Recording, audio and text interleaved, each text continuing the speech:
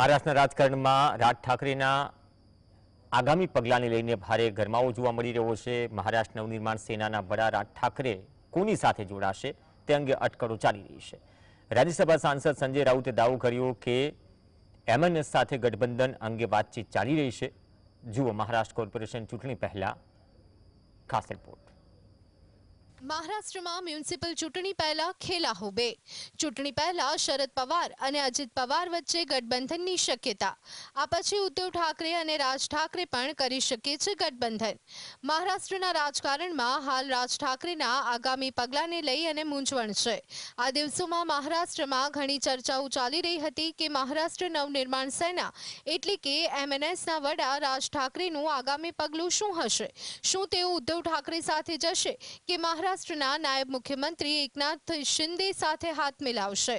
हाल आ मुद्दे सस्पेन्स छे, परंतु आ दरमियान महाराष्ट्रना पूर्व मुख्यमंत्री उद्धव ठाकरेना जूथना राज्यसभा सांसद संजय राउते राज ठाकरे विषे चौंकावनारो दावो कर्यो छे। गठबंधनना प्रश्न पर संजय राउते निवेदन आपता कह्युं छे के आमां कोई विलंब नथी, बधुं ज ट्रेक पर छे।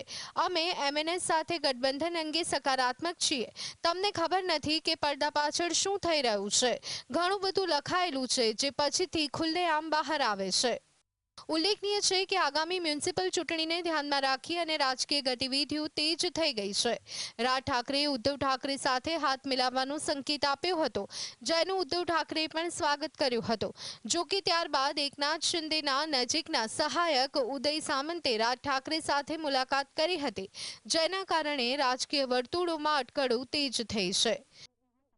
કોર્પોરેશન ચૂંટણીમાં મહત્વની ભૂમિકા ભજવી શકે છે રાજ ઠાકરે।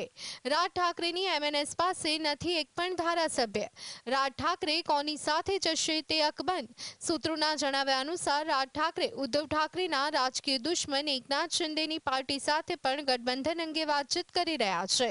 શિવસેના અને એમએનએસ મુંબઈ, થાણે, કલ્યાણ, ડોંબિવલી, પુણે, નવી મુંબઈ, નાસિક અને છત્રપતિ સંભાજીનગર જેવી મોટી મ્યુનિસિપલ કોર્પોરેશનની ચૂંટણીમાં ગઠબંધન કરવા માંગે છે। દરમિયાન રાજ્યસભા સાંસદ સંજય રાઉતના નિવેદનથી નવી અટકળો શરૂ થઈ છે। Bureau report, GSTV।